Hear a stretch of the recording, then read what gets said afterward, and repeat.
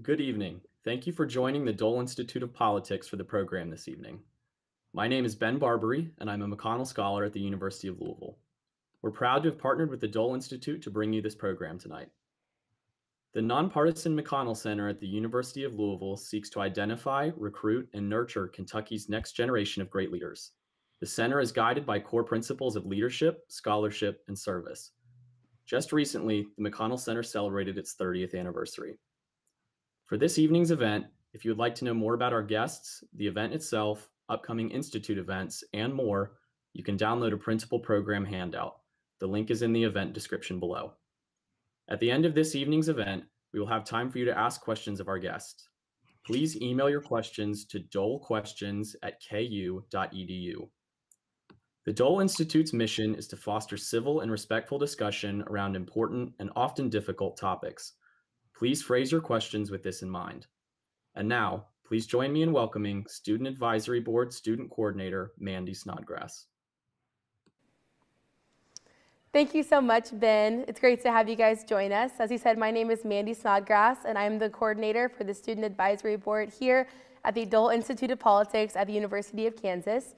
For those of you who may not be familiar, the SAB is a bipartisan group, and it's a great organization to be a part of. It provides lots of different opportunities for students, events, speakers, chances to get engaged. It's a great, great program to be involved in. And every year, the SAB hosts the annual SAB program, in which we bring in different speakers. And this year, we have the chance to partner with the McConnell Center.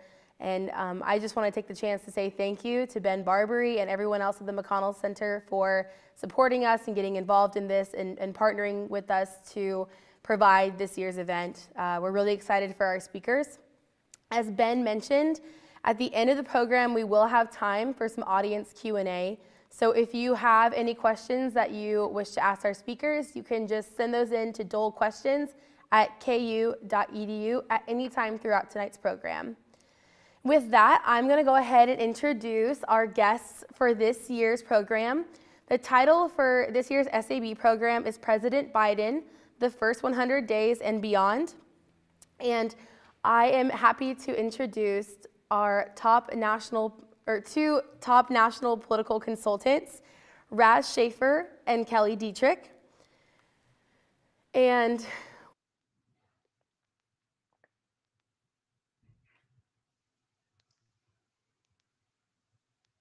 mind just introducing yourself and giving us a little bit of background on the SAB program. Yeah, absolutely. Thanks for having me. I'm Kelly Dietrich. I'm the founder and CEO of the National Democratic Training Committee, also a proud Kansas Jayhawk grad. Thrilled to be here tonight. I got started in politics just after I graduated from Kansas, which was just a few years ago in my mind, but was the early 90s, and have worked all over the country since. The NDTC offers free training to any Democrat anywhere in the country who wants to run for office, work on a campaign, or become a local leader. Last cycle, we had more than 70,000 people come through the program. So excited to talk tonight, and thanks for having me.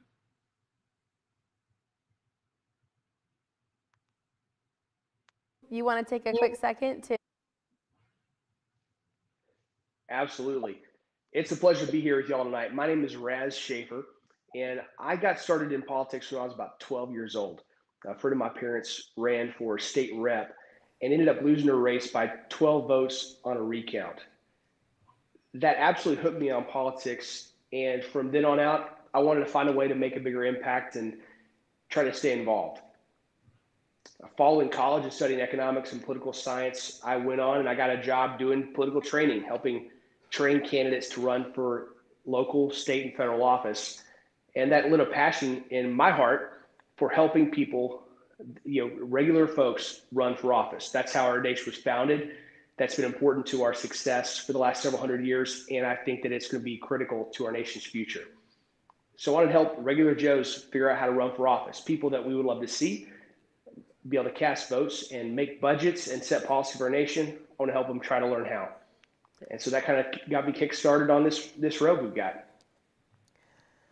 Awesome. Well, thank you both so much for joining us. We're really excited to have you both on board tonight. You both have been guests of the Dole Institute previously. Obviously, everyone really liked you, so we're super glad to have you back tonight. So again, for the conversation tonight, we will be focusing on President Biden's first 100 days and then looking to the future of the Biden administration. And I kind of wanted to break down tonight's conversation into three parts. I want to look at the build-up or the lead-up to President Biden taking office and kind of his early start. I want to look at the present state of the Biden administration and what they're doing right now, and then the future of the administration. And for those listening tonight, both Raz and Kelly have very interesting backgrounds and perspectives, and so we're really going to ask them some questions about their view of the Biden administration's strategy and how they are planning to act out their agenda in this administration. So first of all, I want to ask each of you if you can provide some insight into the Biden administration's strategy in taking office after the Trump administration specifically. And just based on your experiences, your insight, what do you identify as some reasons that President Biden took some of the early actions that he did? So what did it look like when he came into office, and then why did he do some of the things that he did? And Raz, I'm going to go ahead and start with you on that question. Very good. So in my mind, the President Biden, he ran very much on, I am not President Trump, returning to normalcy. I think that may have been one of the taglines that he used throughout his campaign. The idea being that the Trump campaign, his personality, the way he governed and tweeted, that is not American, that's not presidential, and I, President Biden, am going to return to normalcy. That was very much central to how he courted votes, the people that liked Trump policies but not the personality. That was a key part of his election strategy, and I think that really was a very smart play. That is frankly why I think he got elected. The far left policies that much of the progressive wing of the party want to push are not appetizing to a lot of the middle of the country. And because of that, they needed to appeal to people who liked what their pocketbook was showing. They liked even some of the immigration policies, some of the national defense policies that President Trump was introducing, but they didn't like the personality. They didn't like how seeing him on Twitter or on TV made them feel. And so President Biden tacked in a different direction, said, I will not be that. And that was a key part of being elected. I think especially some of the early actions, some of the executive orders early on were rolling back as much as you could, kind of going back to the Obama administration, the phone and a pen idea. That was very key to try to fulfill that idea. Hey, I will not be Trump. I'm the opposite. I want to return to unity. I want to return to decorum, to a previous idea of what it meant to be president.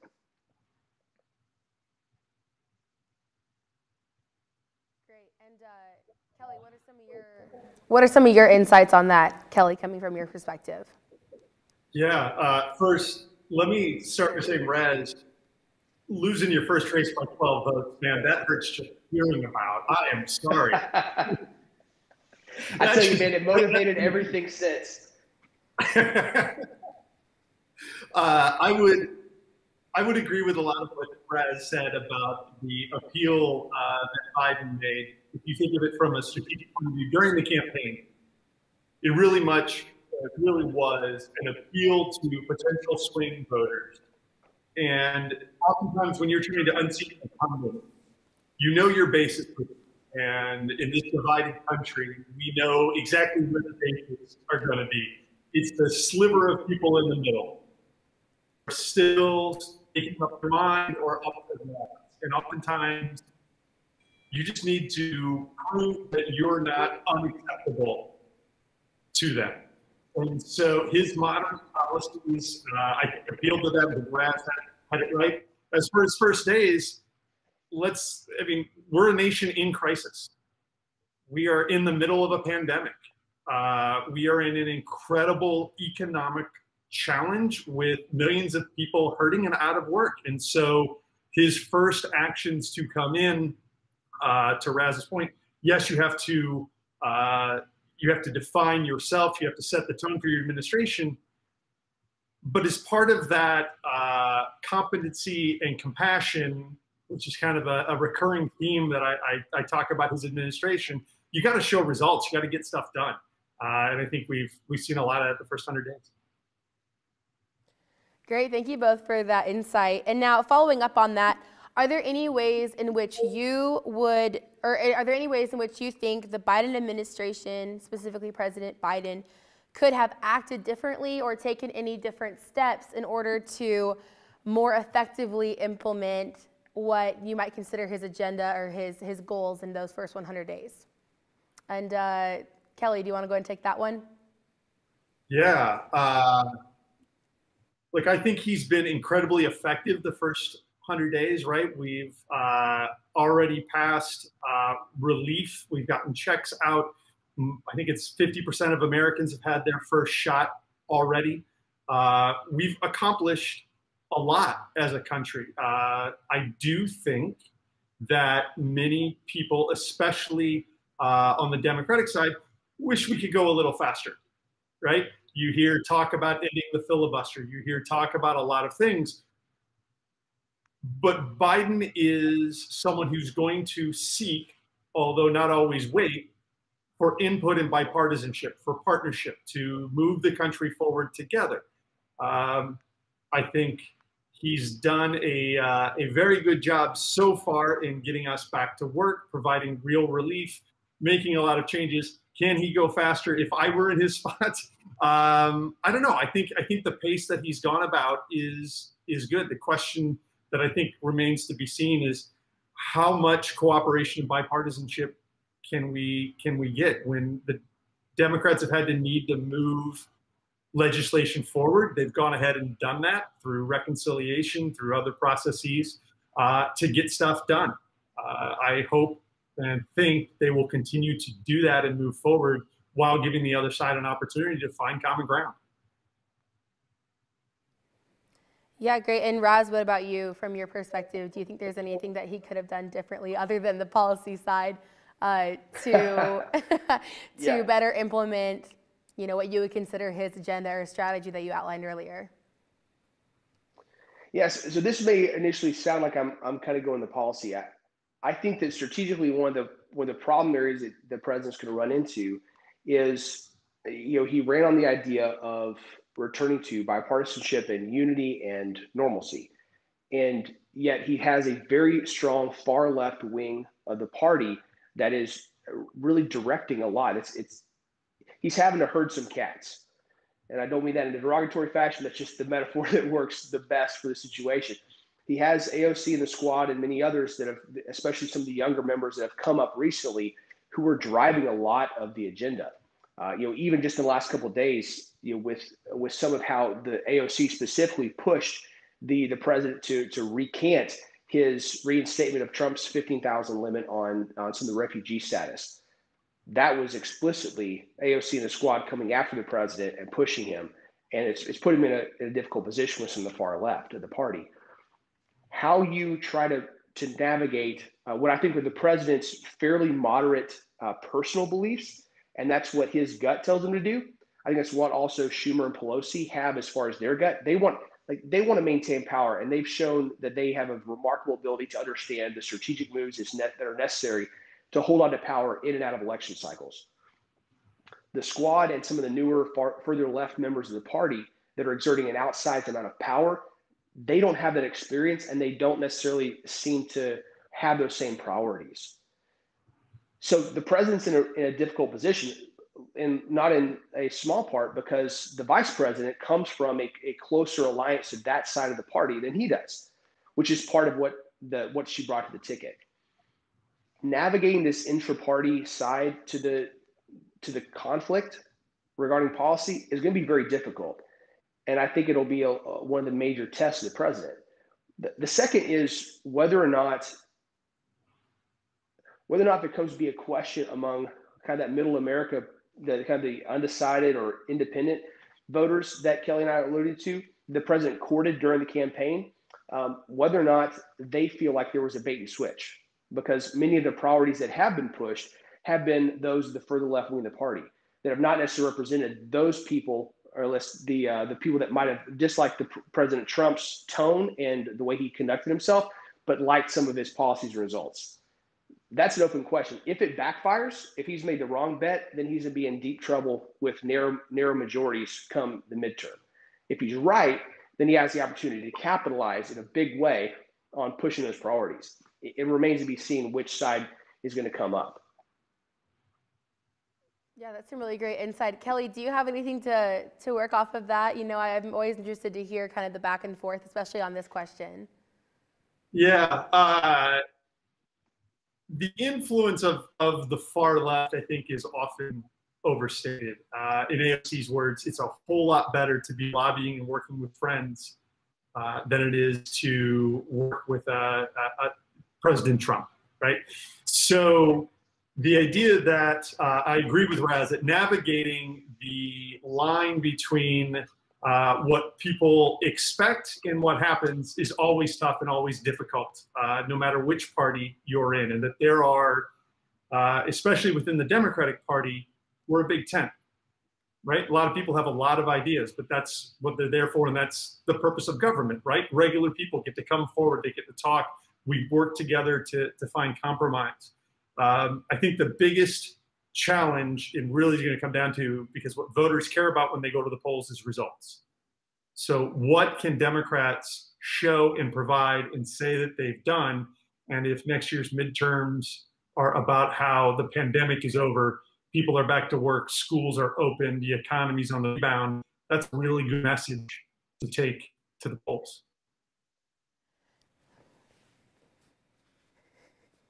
Yeah, absolutely. And well, I'm going to move past that question now, because this is one that I am curious to hear both of your input on.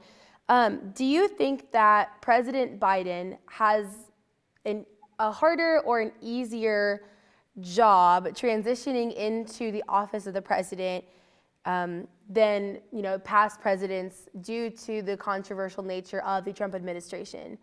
So do you, and I'm obviously, you know, there's always challenges that come with every transition of power and new president, but do you think that, particularly looking at President Biden, was there any sort of, was it a little bit easier, maybe more challenging than past administrations had it? And I'll let, you know, if someone has a stronger opinion on that, you can jump in. If not, Raz, do you want to go ahead and go on that? I mean, first time, I'll let Raz go now. Oh, okay, yeah. So in my mind, I think the president had, I mean, easy is a tough word to use in describing any introduction to presidency. I mean, there are a few jobs I can imagine being more difficult. And the fact that he has been vice president previously, you know, that helps, you know, lower the learning curve a bit. But just using the word easy to describe taking office as the president of the United States, just it's hard for me. That said, I think that the relative problems, I think there's a little bit more of a grace period for President Biden. There was a more of an opportunity to say, okay, let's let the guy take a seat. Let's let him do something. You know, the battle lines were clearly drawn as far as people who were, you know, couldn't stand him and those that loved him.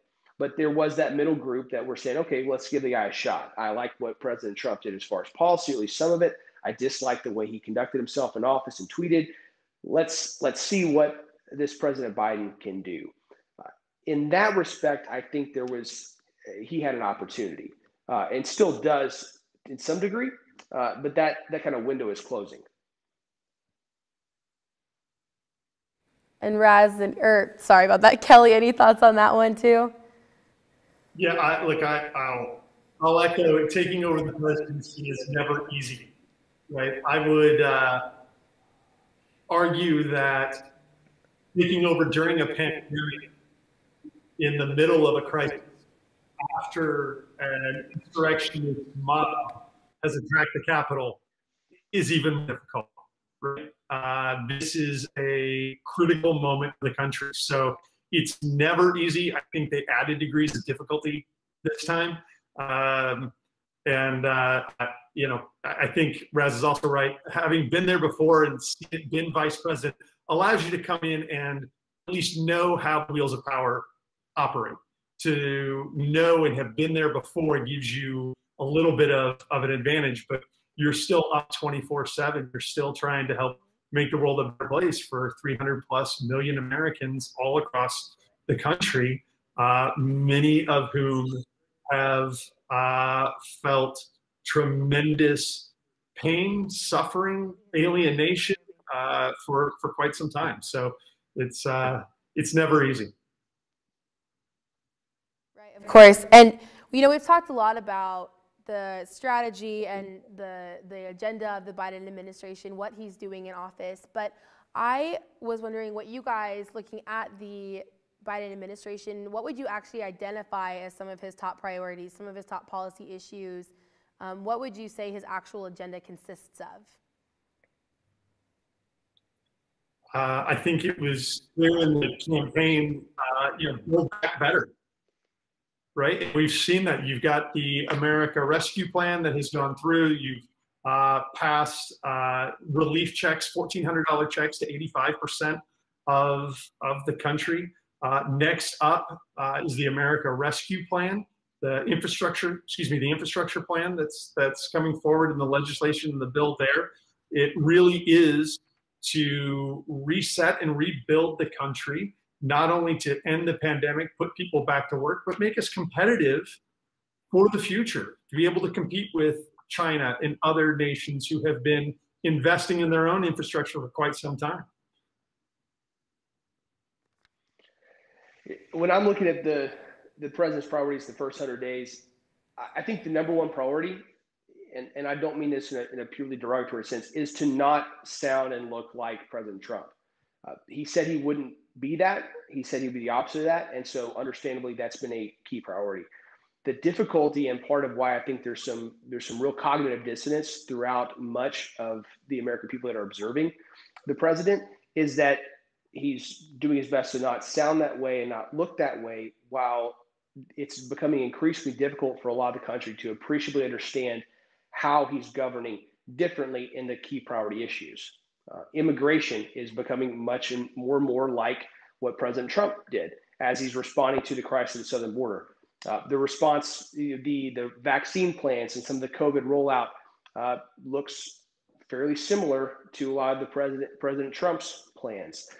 There are some of the drawdown of troops overseas. It echoes of some of what President Trump was doing ahead of time. So if you're in that middle America group and you're saying, okay, well, we are getting something that sounds and looks different than President Trump. On the other hand, and so they're getting what they want. On the other hand, if you are the farther left part of the Democrat Party, you're seeing something that looks very much policy-wise in those realms like what President Trump was doing. The other side, though, is that you're getting some of the farther left proposals on gun control, on Green New Deal, some of these areas. So it's fragmented, and it's trying to play to different groups of people and keep them happy in a coalition-style form of government. Strategically, I don't know how that works out. It's a very difficult game to play when you've got so many strong factions and you're trying to run a coalition government of sorts. That's really interesting, Raz. I would respectfully disagree on some of those, and that many of the issues and legislation that's being put forward have broad bipartisan support outside of the elected members of the House and Senate. 70+% of the people approve of the rescue plan. You mentioned the vaccine rollout. There was no plan. The Trump plan was to deliver it to the states and then just let it go. Well, speaking from experience here in Chicago, which was left out of a lot of the distribution plans, intentionally so by the Trump administration, I would suggest that you see a vastly different type style of leadership. I would agree that he is not Trump and is not trying to be Trump and not governed by tweet, but whether it's broad proposals like, our energy policy needs to change. It needs to adapt. This is no longer 1970, 1960. We need to look at renewables and energy and infrastructure to build back and be competitive for the 21st century. Yeah, and I think that's where some of the difficulty comes from. That one of the main accomplishments, or one of the things that the Biden administration has done is focus on redefining words. Infrastructure, a bill with 7% of it actually goes to what has typically been referred to as infrastructure. Looking at bipartisanship and saying they're bipartisan bills, but not with actually elected members of Congress. You and I know that when it comes to some of those proposals, if we're trying to draw from polling, it's relatively easy through the way we word those questions to draw different conclusions. And that's part of why we have the form of government we do, to actually we elect members of Congress to be our representatives. It's becoming difficult to see some of that bipartisan support, or how we're working with each other, because there's broad agreement that yes, we do need to have a changing and evolving energy program or energy plan for the country. But it's also not self-evident that the Green New Deal is the right way to go. There might be a bipartisan opportunity for agreement, but there's an aggressive tilt as far as with the looking at the abolishing filibuster and how aggressive some of these plans are, that it seems to bypass the idea of actually having a debate or a compromise, or saying, how do we gradually move in this direction? It sounds like maybe you think that's necessary. I would suggest that, right now is the time we are negotiating the infrastructure deal, right? I would point to the fact that in 2020, when the pandemic hit and this nation was in trouble, 90 plus senators voted for a relief bill. 90. So we had all of the Republicans and a majority of the Democrats willing to do what was right. When this bill came forward, the very first bill, the rescue plan came forward, it passed purely on partisan lines. We're talking about an infrastructure plan. I think it was Blackburn from Tennessee, when someone asked her, okay, if you can't do 3 trillion or 2 trillion, whatever the number is, what can you do? And she said, well, probably 700, 800 billion. They said, okay, where'd you get that number? She said, I don't know, it just sounds right. So I think part of the problem, part of the challenge is finding those individuals who are willing to come forward and be bipartisan, work together to find that compromise, knowing that when they go home, if they have done a single vote, a single thing to help Democrats and the country, frankly, in any way, they're going to be held accountable by their local parties. They're going to be held accountable in a primary. And if you get on the wrong side of Trump in a Republican primary, that's not a good thing. But one of the things I wonder about, if you're trying to set it up to where it's easy for Republicans to make that vote, to make those bipartisan votes, you do smaller bills, you do stuff piecemeal that's easier to justify. You don't stack it, because the structure of the more recent, the first relief bill the President Biden signed, dramatically different than the early COVID relief packages that were passed under President Trump, as far as both the scope and the types of programs that were funded. So that structure alone makes it very, very difficult for a Republican member of Congress to vote for it, because there are tons of things in there that are anathema to them that they know they'll get crucified for when they go home. If I'm trying to pass a bill that I can get Republicans to sign on to and get passed easy, then I make them smaller packages. Now that presents its own difficulties, right? You potentially can't use reconciliation. There's parliamentary problems, maybe, but I might be able to get more votes. So it does seem to be a strategic question of some sorts. So I'm actually going to jump in here, because I do have a question, and this kind of branches off of the policy and everything else, but specifically with President Biden and how he's been leading so far. We obviously have a Democrat majority in both the House and Senate. What do you think his role will be in the upcoming midterms? We have all this legislation going through. We have the majority in both, chambers, and then we have obviously the president, who's a Democrat. Do you think that he'll be hands-on and useful to Democrats competing in the midterms, or challenging maybe incumbents, running for open seats? Do you think that they'll try to focus on more of a Kamala Harris, kind of down the line AOC approach to bringing those guests in to campaign more in the midterms, or do you think that President Biden will be effective as President Biden in those upcoming elections? And I'll let Kelly take that one first.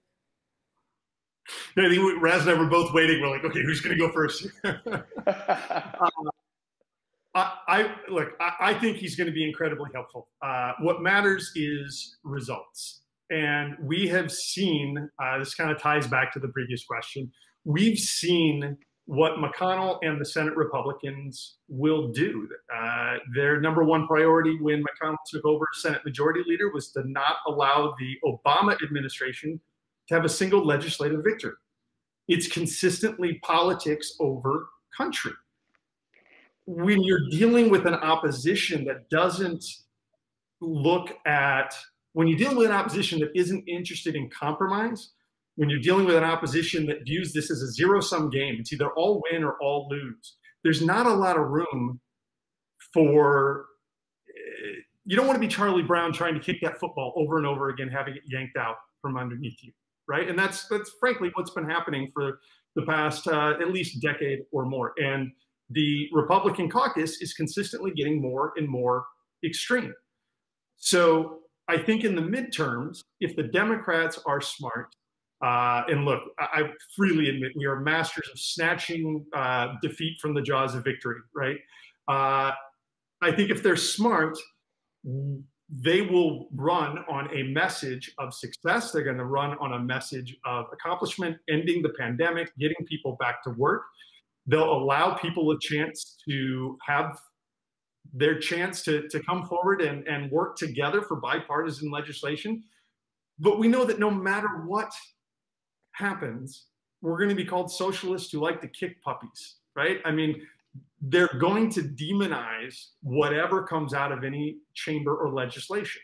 So if that's going to be the case, I want victories. I want results. I want to help to make certain that my kid doesn't get asthma at the playground because somebody's putting more coal in the air, right? We need real change. People are hurting. So if we can get that done, you run in the midterms with Biden out there helping where he is helpful and hopefully continuing to show a strong popularity. I think he's at 53, 54% approval right now. I think it could be a very good midterm election for Democrats, despite the fact that redistricting and gerrymandering are going to be tough to overcome. So I'll tell you, if there's an important area where Kelly and I will disagree tonight, probably the most important is that when it comes to which party is better at snatching defeat from the jaws of victory, the Republicans are far more effective in that space. On that we'll have to disagree.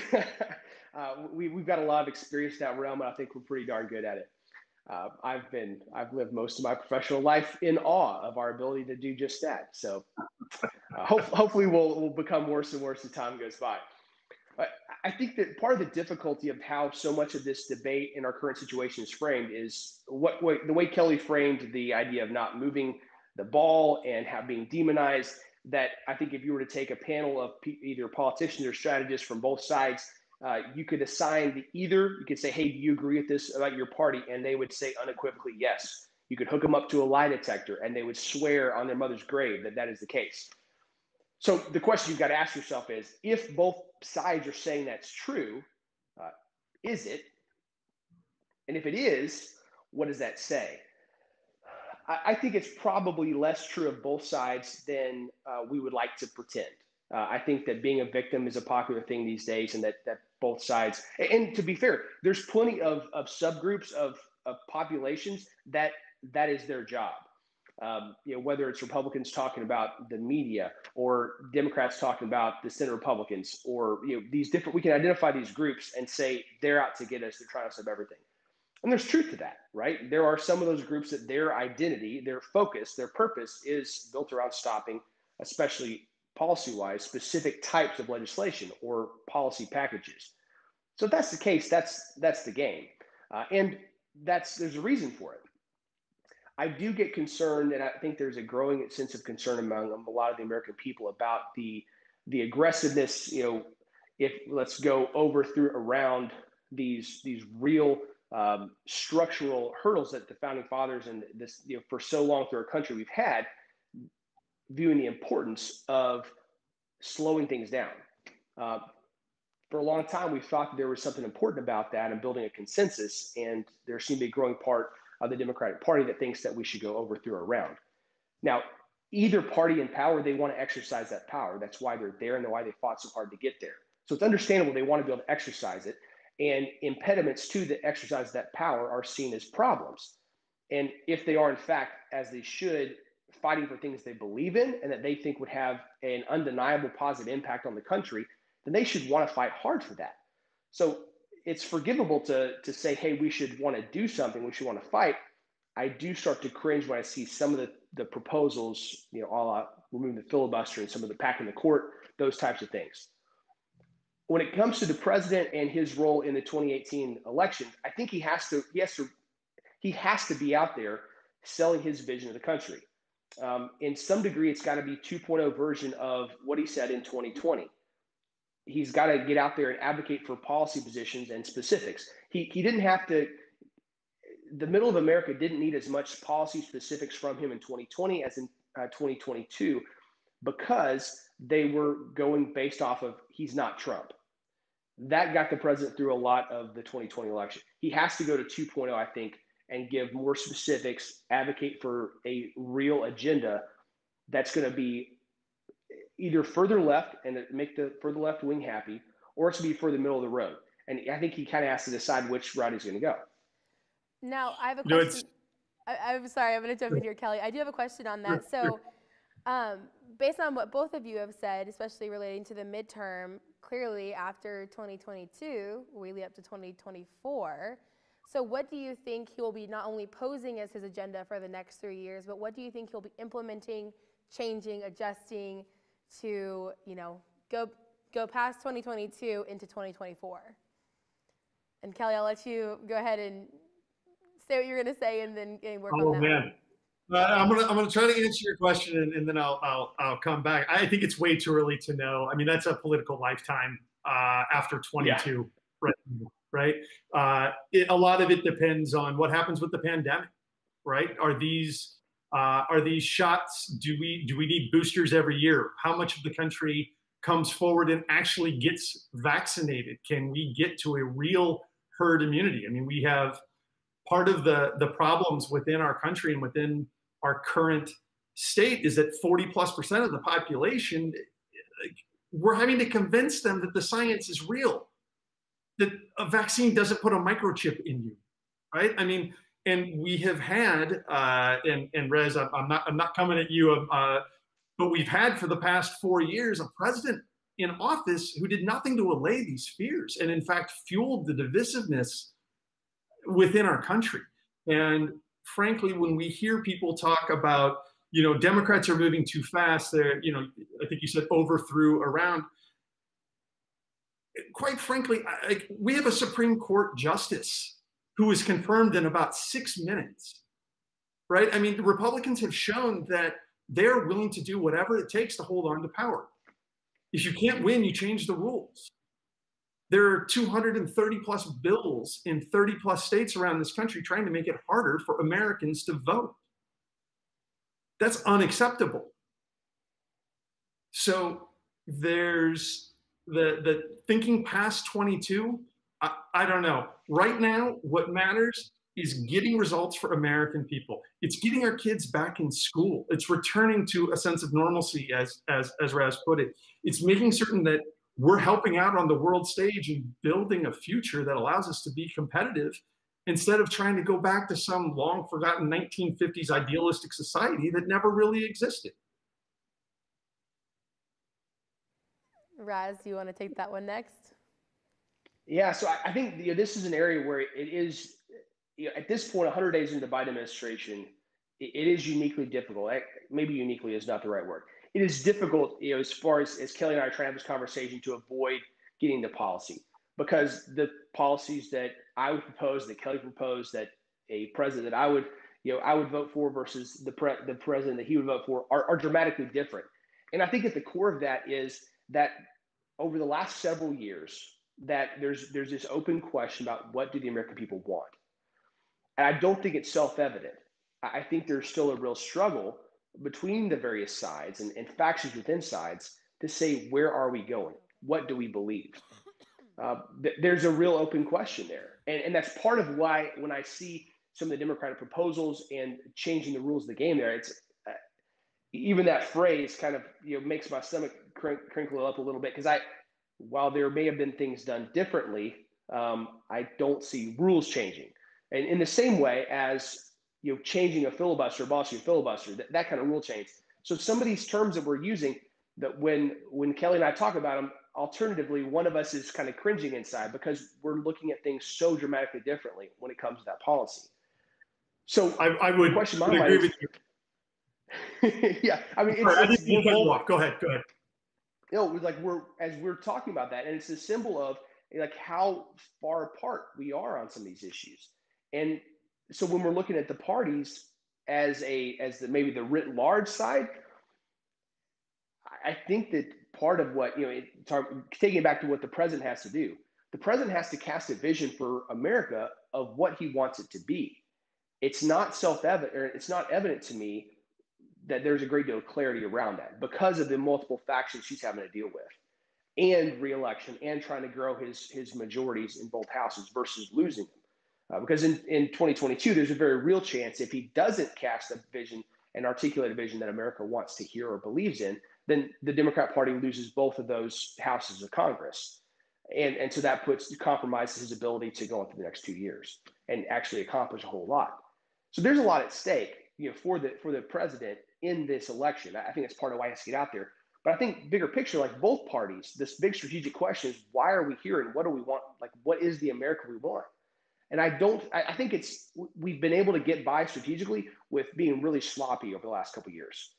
With the way President Trump appealed to a lot of people, and the way he conducted himself, that alienated so many people that it made it very, very easy for us to just be, the Democrats to be opposed to him and have this adversarial situation.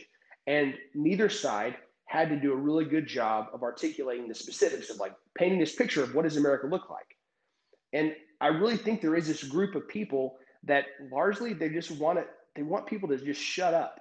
They're tired of politics playing such a big role. They want to just be able to take their kids to the playground and not worry about a lot of this stuff, send them off to school in the school bus, go to work, come home, watch a football game. That's how they want to live, and they'd rather government was not such a big part of their lives, at least as far as the yelling on social media. I will. So both parties have to. Sorry, I was just going to say, I wholeheartedly agree about the social media, man. I'm done with it. It's desperate. Yeah. Well, it's funny, as Mandy and the team at KU were talking to me about, social media and stuff, the posts, like I'm on Instagram as far as my public, Facebook for friends and family, but like I've been off Twitter for about 3 or 4 years, and it's made my life so much happier to have been so. I think that group of people who feel that way, that's the group that the president, the Republican Party, that both parties have to try to convince. And that's part of why I think that convincing versus just going over round through for either party is so critical, because I don't believe that group has been convinced. I would agree that there is a good portion of the country that would love for politics to shut up, and they just want to live their life, right? And in fact, when we train candidates all over the country, we try to remind them, like, you're not normal, right? Anyone watching this tonight, you're not normal. You think way too much about politics already. Amen. Yeah, right. They're worried about their kids' education. They're worried about rent, mortgage. They're worried about keeping their job. What happens if they get sick? Maybe they've got elderly family to take care of, right? They have real problems facing them, and they just want government to work for them. The frustration I think many of us have is that when you say that we don't know what he stands, like, Democrats will bring policy, will bring numbers and statistics to a gunfight, man, and get our butt kicked, right? We're putting policy out now, right? Whether it's the rescue plan, whether it's the jobs plan, right? We have tons of policy out there. Now, I think we can do a much better job of communicating what that policy means to people, how it makes life better for everyday Americans. We can absolutely do a lot better job in our messaging.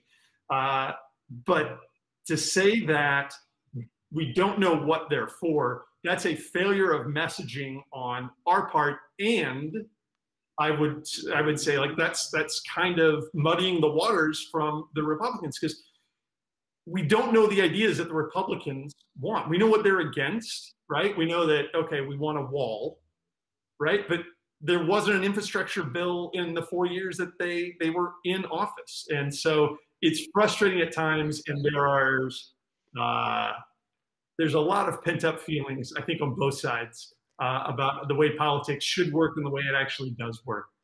Well, and I think Absolutely. I'm gonna jump in here too and just say, I think if anything, if we've seen anything, even just from tonight's conversation, I think both Republican and Democrats, they have similar end goals. Everyone wants everyone to be successful.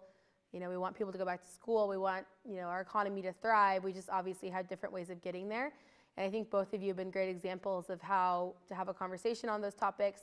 I think there could be a lot longer conversations if we had the time for it. But, I wanted to thank you both for being respectful in that.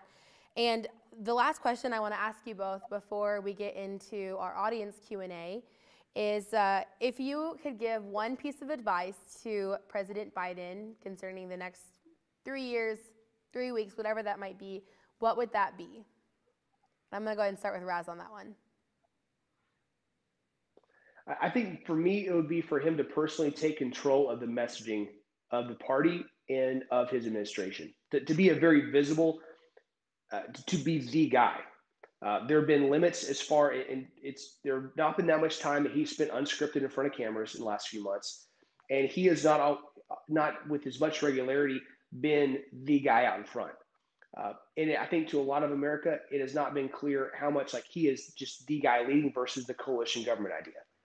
I think that if he wants to grow his majorities in both houses of Congress in the 2022 election cycle and either get a second term for himself or help inaugurate Kamala Harris as the next Democratic president, I think that he has to take the reins and be visibly holding them in a strong way.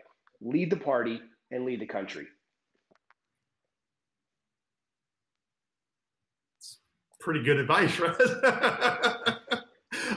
I would agree. I think that my advice to him would be to be as bold as possible. The voters and the families of America don't care about what you say on Twitter. They don't care about how hard you tried for how long to reach compromise. They want and need to see results. And so I think the more that they can accomplish in the first 2 years, the better. And adapt the Trump campaign playbook a little bit, which is overwhelm the opposition, right? There's only a limited amount of outcry that can be put out. And if you're moving forward on all fronts and advancing legislation that is incredibly popular with a majority of Americans, even though the Republican caucus may not like it, that's okay. Right? Move it forward and brag about it and be bold in your messaging. Awesome. Well, thank you so much for your thoughts on my questions. Now I'm going to go ahead and ask you guys some questions from our audience. And again, if you have any questions that you want to submit, you can go ahead and send those into dolequestions@ku.edu. We do have time for a few. So the first one I'm going to ask is from a student of ours. And the question is, what does President Biden need to do to distinguish himself from President Obama in terms of priorities and establishing his own presidential legacy? So I'm going to go ahead and let Kelly take that one. That's a good question. I think that, look, coming into office with the pandemic, with the crisis that all of us are facing, is going to define his presidency. And that alone was going to be enough to be, I mean, he's already proven to be his own man, whether it's the decision to withdraw from Afghanistan completely, which is something that Obama did not do. There are lots of ways in that he is his own, but this is his presidency. It's his time, his administration. I think he has shown that and will be just fine in establishing a legacy for himself. Yeah, I think that from my position, if I look at the president's campaign promises to return to normalcy, to look at unity and bipartisanship, how we can knit some of these factions within the country back together, to decrease the volume of the shouting. When I look at those, that attracted a lot of the country and is very appealing to a whole lot of people. I think that if he can navigate through the current crisis and whatever may be on the horizon and do that, that will be something that will set him apart from both the previous presidents and probably from the previous 3 or 4, if not further back than that. Goodness gracious, that's one of the hardest things for a president to do. It's to say, hey, we are less divided and more unified than we were when I came into office. It's hard to look back that far and find somebody who you could genuinely say that of. That's what he promised coming in. If he's able to do that, if he follows through in that campaign promise, he will stand out in a great way. The early moves don't make me feel optimistic on that front, but I think that's really a powerful thing to shoot for, and that he will stand out both from President Obama and Trump and Bush and Clinton and further back than that in those regards. Awesome insight. And then my other question, or one of my other questions I have is, President Biden's job approval is high compared to his predecessor. Do you feel that's because of his policy decisions or because voters feel his style is a welcome change from his predecessor? Raz, I'm going to let you start with that one. Goodness, you know, I that was one of the questions I thought the most about because I don't think the answer is clear. I don't think we know yet. It could be either one. My gut, which I'm clearly biased for this, is I think it's because of the reaction to just people taking a sigh of relief after President Trump, and they're saying, oh, thank God. Okay, something different. We can take a breath now. We don't have to be watching Twitter. Not the same way. That's what I think it is. I don't think it's self-evident, though. I was even looking on 538 Nate Silver's site, and that was one of the questions that they were talking about as they were kind of doing their group recap of the first 100 days. And I just don't think it's clear. But I think that strategically, the bets you're placing, the answer to that question matters. And so for the president's team to have a dispassionate view, an unbiased view of what the truth is, that's going to guide them in a very important way. Whether or not they're looking at the right way could make them put bets in areas where they should or should not. I think the answer is both. And that's at the current moment, right? Raz is right. Who knows what the long term will bring? But I think people are very thankful to have a change in style. I also believe that the legislation, the actions that have been taken so far are incredibly popular, and people want government to start working for them again. So my answer would be, I'm not choosing either, I'm saying both. Awesome. Now, one more question I have for both of you from another student is that earlier you had discussed the choice that President Biden has to make about whether he wants to move the party further to the left or more to the center. What do you think that he should do to maintain party unity and mend the growing divide among progressives and moderates? So I'm sorry, I don't know if it's my turn or not, Raz. I just jumped in there. Man, go for it. Okay, all right. I'm going to argue about I've heard a lot about the divide within the party.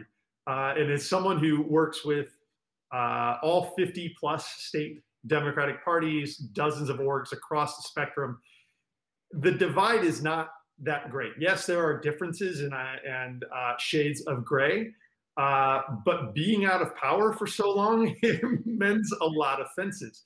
And I would say that the choices and the legislation that he's putting forward, again, it's incredibly popular with everyone but the Republican caucus, right?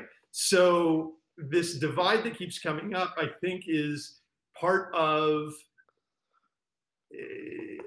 I don't want to say it's a talking point for the right wing, because like you can demonize AOC, Bernie Sanders, and socialists, and we hear that over and over. We did propose Obamacare as a Republican proposal from Mitt Romney, and it's socialism, right? It doesn't matter what's going to be put forward. It's going to be demonized, and it's going to be socialism. So I think the choices he's made are well served for the country and the betterment of the people in it. Yeah, I mean, I take a different view of that, as everyone probably imagines. When I look at the situation for the Democrats, what comes to mind for me, I'm a fan of military history, and I've studied it at length. I may have even studied it more than politics. And the most fragile type of alliance that is possible to build is one built on a common enemy. And that's what the Democrats have built around President Trump. It was a very effective alliance. There's one target. You all lock shields and you march forward, and that was what they did, and they were very effective at it. They got one bad guy, the orange dude, go for him, and they were very effective at that. But even in the immediate aftermath of the election, even as they held on to a majority in the House, even as it looked like they might be able to eke out a majority or a split in the Senate, you immediately started seeing conference calls getting leaked and memos getting pushed out that you were having Democrat members yelling at each other about things like defunding the police and Green New Deal and all these important progressive policy proposals. So I think that there is an actual divide there, and it's growing. You couldn't see daylight prior to the election and prior to President Trump losing, but the potential is there for a serious inter-party civil war. If that happens, and avoiding it would be a huge coup for Democrats. So if they're able to avoid that, that's a big win. The Republicans, looking back to taking the majority after President Obama took office, did not avoid it. And so that was a huge detriment to trying to counteract some of President Obama's policy proposals and having an effective, positive agenda. I don't think the Democrats will be able to avoid that long. Now, maybe they get it through the 22 election, but I think this comes out at some point. If they can avoid it, it's hard to overstate how big of a win that would be. Great. Well, thank you both. Oh, I have one more question that just came in. Sorry about that. And this is a good one and very, very timely. So President Biden and Vice President Harris came out quickly to comment on the Chauvin case. How effective is it, in your opinion, for them to comment on national issues, especially controversial ones such as this, as they try to create a path to bipartisanship?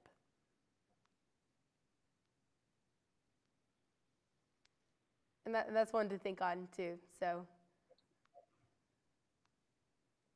and I'm going to actually expand this question. So, if you guys actually have any other controversial national issues, such as that, I'm happy to comment on this. Didn't want to jump in.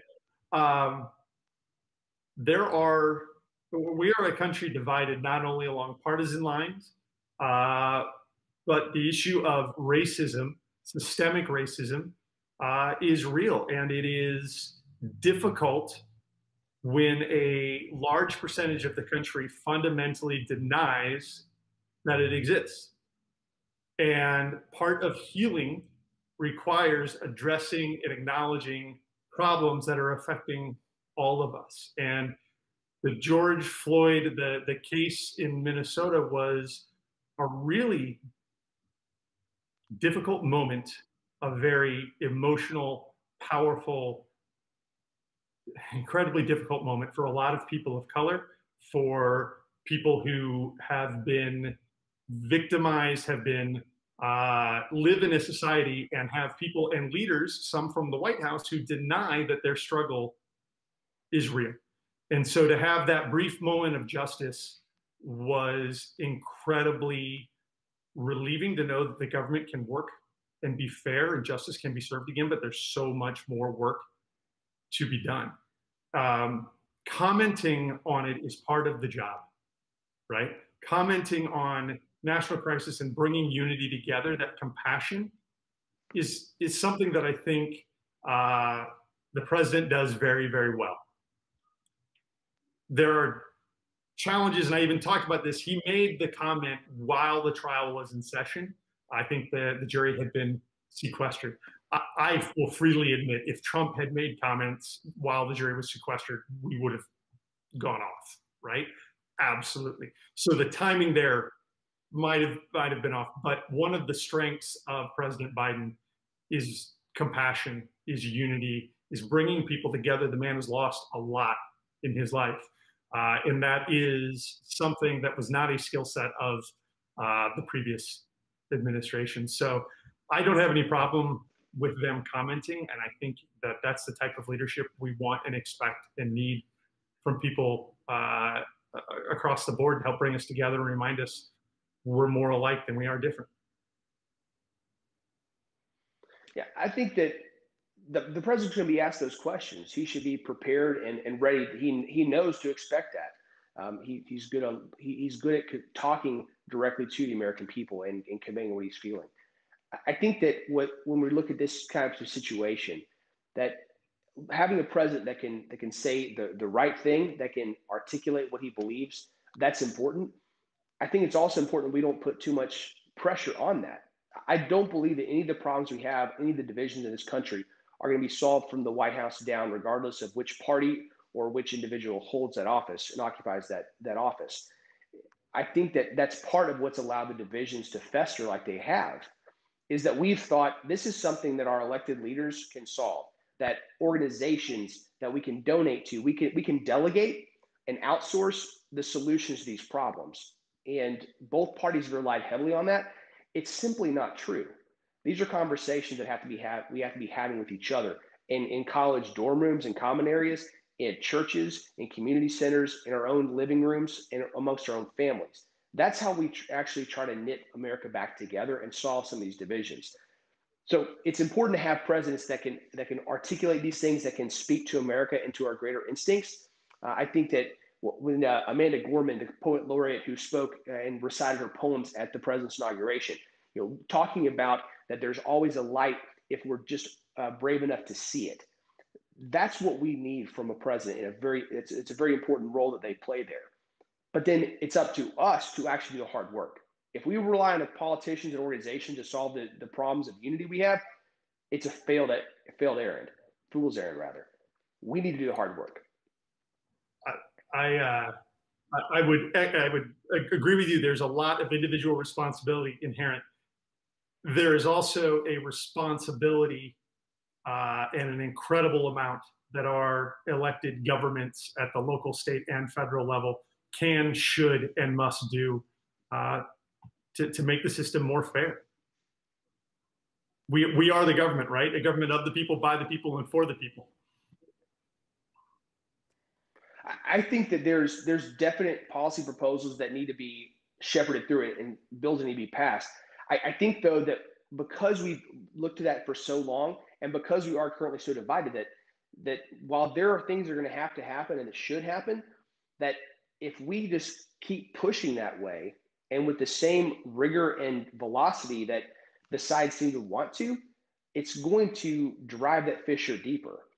I am very concerned about the strategic picture looking forward for the country if that's the role that we decide government needs to play. That's really interesting because we would not have equality. We wouldn't be in the society today without government intervention, right? We fought a civil war. We had states pull out the National Guard when we tried to desegregate and integrate schools, right? These are issues that we need our government as representative of us to lead on, to make the systemic racism and unfairness that our society is built upon. And look, people hear that and they take a lot of personal blame for that. They feel offended, like as if they've done something wrong. No, look, we're all in this society together. We all have a responsibility to acknowledge it and try to make it better. But to say that government is worried about going too far, I think if it's speaking as a white man with incredible privilege, I can't even, I think there would be a lot of people very offended and disagree with that view. But it seems like that I came across as advocating talking specifically about racism and talking about slowing things down on that front from the government taking needed action. And that's not how I meant to communicate that. I was talking about big picture, like pulling back nationally. On those issues, I think that there are a number of areas we should take immediate action. And obviously, if we're talking about there are specific problems within government where things are not just, then that's a government problem and has to be addressed that way. It's not my intention to come across as far as saying government should not take just action as it revolves around race or equality. Sure, and I think this type of communication back and forth is evident of the division and mistrust, frankly, in politics, right? That I know both of us would like to go away and to be solved, yeah. Right? But these are the type of things that, unfortunately, for the past 4 years and even longer, have divided us, and we are at a point in the country, and a lot of people see the last election as a referendum on this, of what kind of country are we going to be? Is it going to be someone who thinks there are really good people on both sides, or are we going to acknowledge the reality of the situation around us? Well, and actually I think that's where a lot of the question comes, is there's a huge divide about what is the reality on a host of different issues. I'm not just talking about, specific, ways that race needs to be addressed. I'm talking about on everything from energy and climate change to immigration to national defense. And there's all these things where you stick two focus groups in a room and say, what is reality? And you get dramatically different answers. That's a huge strategic problem that both parties got to address. And so I'm going to go ahead and go into the next question too. And this sort of relates just to the polarized nature of part of our society. One of our students asked, are we in a cycle of politics and political elections where one administration will be turned over to a radically different opposite administration and so on and so on? And then just clarified and said politically opposite governing style, presidential candidate style, such as Trump versus Biden. Do you think that that's going to be a reoccurring pattern and just get further and further more radical as we go on? I hope not.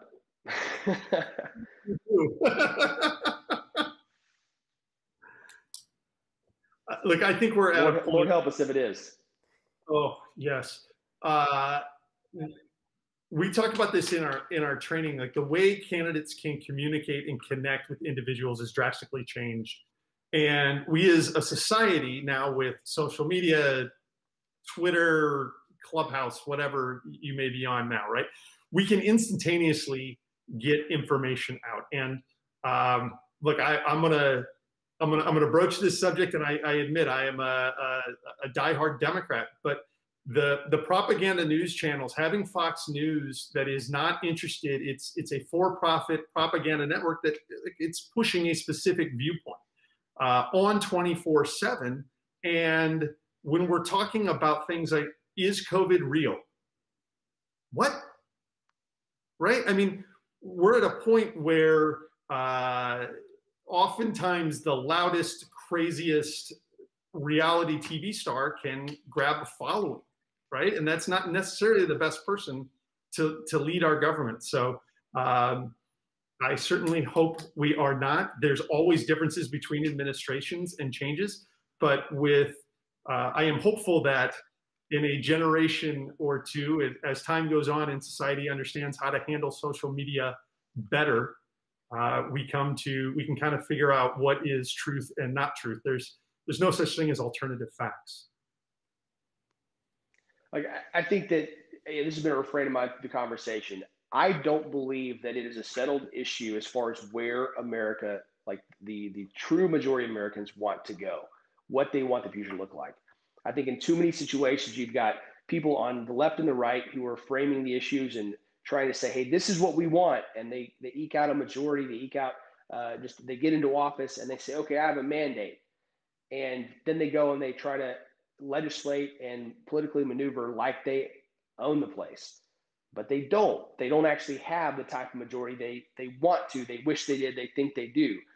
And so I think that's what is helping to push us in both directions. If politicians actually looked at the situation and said, what do the people actually believe?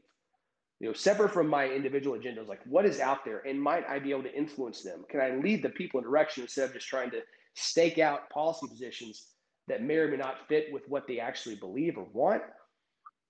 I think that we would see less of that, huge swings back and forth.